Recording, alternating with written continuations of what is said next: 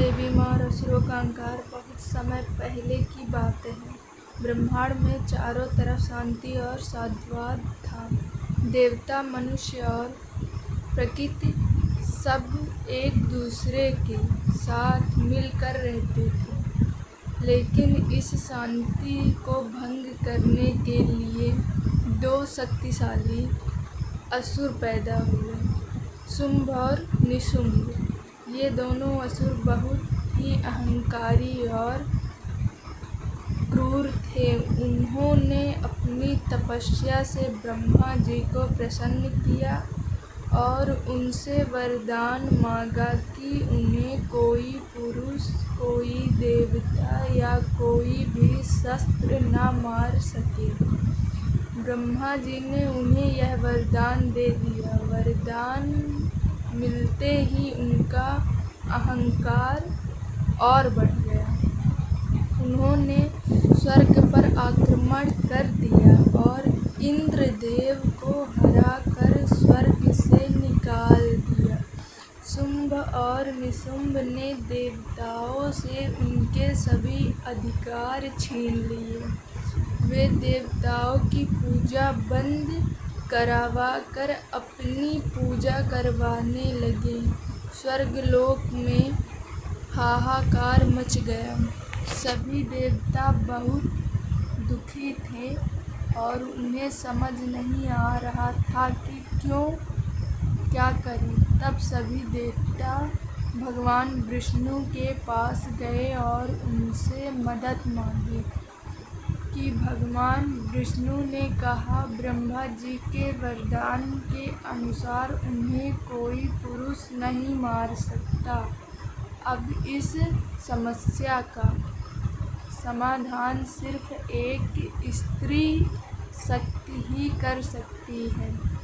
भगवान विष्णु ने देवताओं को हिमालय की ओर भेजा और कहा, आप सब वहाँ जाकर पार्वती माता की तपस्या करें। वही आपको इस समस्या से बाहर निकाल सकती हैं। देवता हिमालय गए और पार्वती माता की घोर तपस्या करने लगे। कई दिनों की तपस्या के बाद माता पार्वती प्रकट हुई। उन्होंने देवताओं की परेशानी सुनी और मुस्कुराते हुए कहा कि तुम सब चिंता मत करो, मैं तुम्हारी रक्षा करूंगी। उसी समय माता पार्वती के शरीर से एक दिव्य और तेजस्वी देवी प्रकट हुई, जिनका नाम माँ दुर्गा था।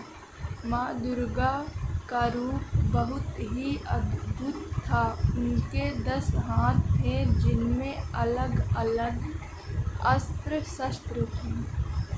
उनकी आँखों में तेज और चेहरे पर शांति थी। माँ दुर्गा ने देवताओं को आश्वासन दिया कि स्वर्ग लोक की तरफ प्रस्थान किया और असुरों के किले के पास पहुंचकर एक जोरदार सिंहनाद शेर जैसी दहाड़ किया। यह दहाड़ इतनी तेज थी कि पूरी पृथ्वी कांप उठी। शुंभ और निशुंभ के सैनिकों ने यह सुना तो उन्हें बहुत गुस्सा आया। उन्होंने तुरंत यह बात अपने राजाओं को बताई। शुंभ और निशुंभ ने पहले तो इस पर ध्यान नहीं दिया, लेकिन जब उन्होंने माँ दुर्गा के दिव्य रूप के बारे में सुना तो उन्हें लगा कि यह बहुत ही सुंदर स्त्री है और इसे अपनी रानी बनाना चाहिए। उन्होंने एक सेनापति धूम्रलोचन को भेजा और कहा, जाओ और उस स्त्री को हमारी रानी बनाकर लाओ। धूम्रलोचन अपने 10,000 सैनिकों के साथ उनसे माँ दुर्गा को देखा और कहा, तुम बहुत सुंदर हो। हमारे महाराज शुंभ और निशुंभ तुम्हें अपनी रानी बनाना चाहते हैं। चुपचाप उनके साथ हमारे साथ चलो। माँ दुर्गा ने मुस्कुराकर कहा, मैं बिना युद्ध के नहीं जाऊंगी। अगर तुम्हें मुझे ले जाना है तो तुम्हें मुझसे युद्ध करना होगा। धूम्रलोचन ने अपनी सेना से हमला करने को कहा। जैसे ही सैनिकों ने आगे बढ़ना चाहा, माँ दुर्गा ने सिर्फ एक हुंकार भरी। उस हुंकार से सभी धूम्रलोचन और उसकी पूरी सेना जलकर राख हो गई। यह देखकर शुंभ और निशुंभ बहुत गुस्सा हुए। उन्होंने एक एक करके अपने सभी बड़े बड़े